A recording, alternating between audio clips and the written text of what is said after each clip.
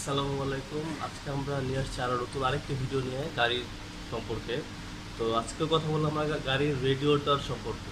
গাড়ির রেডিওটার কেন চেঞ্জ করব, কী কারণে চেঞ্জ করব, আর রেডিওটার সমস্যা আমরা কীভাবে বুঝবো।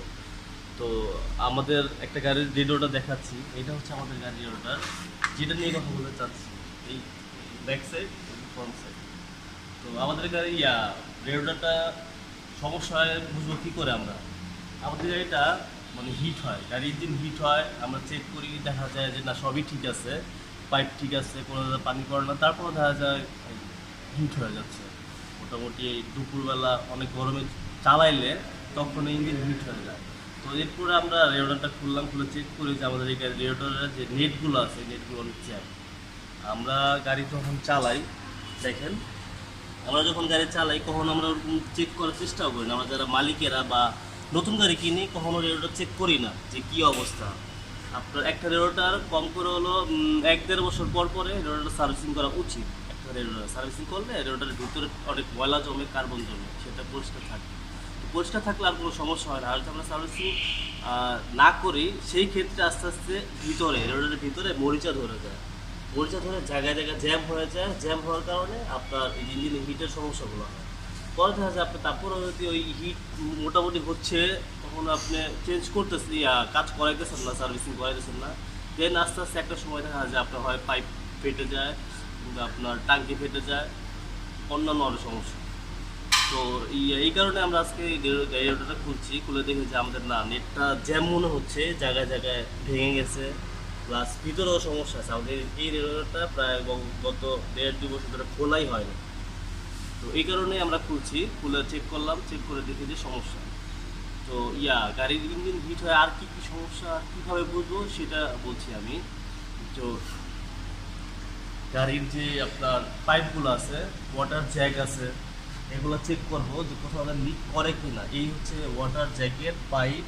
এখানে ফ্যান কিচিং ফ্যানও আছে। ফ্যানের যে সমস্যাটা, সেটা ফ্যানের সমস্যা যদি হয় তাহলে ওই জিনিসগুলো হিট হয় আমাদের।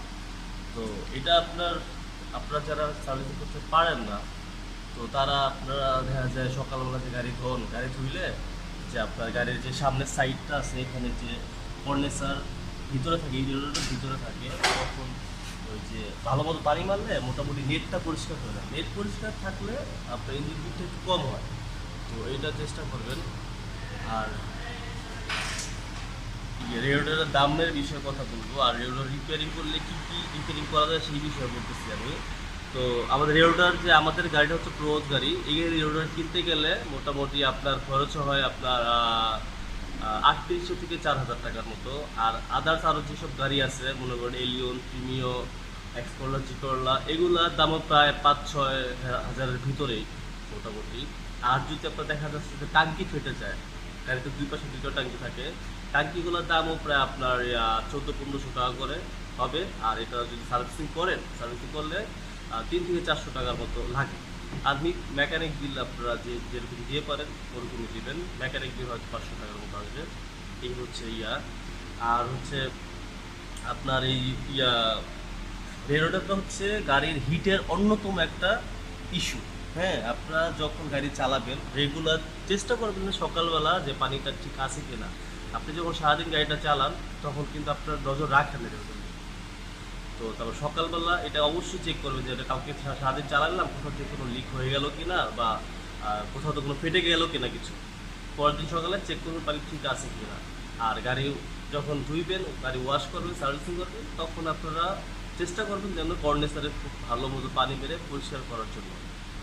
আর হচ্ছে 1-1.5 বছর পর পরে আপনি সার্ভিসিং করার চেষ্টা করবেন, তাহলে আশা করা যায় হিটের সমস্যাটা আপনার কখনোই হবে না।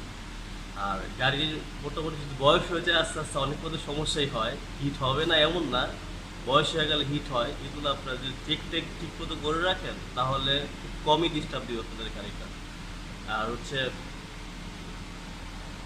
এই হচ্ছে আজকের ব্লগ আমার। আজ আপনারা সবাই ভালো থাকবেন। আর এরকম নতুন নতুন ভিডিও যদি আপনারা পেতে চান, আপনাদের দেখা যায় আরও অন্যান্য অনেক বিষয় জানা থাকতে পারে আমার কাছে, যে আরও অন্য বিষয়, গাড়ির ইঞ্জিন হিট ছাড়া যে অন্য যেসব বিষয় আছে, কোনো শব্দ করে বা গাড়ির এসির সমস্যা, গাড়ির চাকার সমস্যা, যে কোনো সমস্যা থাকুক আপনি আমার থেকে জেনে নিতে পারেন। আর আপনারা কমেন্ট করেন কী কী সমস্যা হলে আমি আপনাদের মানে বলে বোঝাতে পারবো, ওইসব ব্লগ নিয়ে আমি নেক্সট ভিডিওতে আপনাদের সামনে আসবো। আসসালামু আলাইকুম।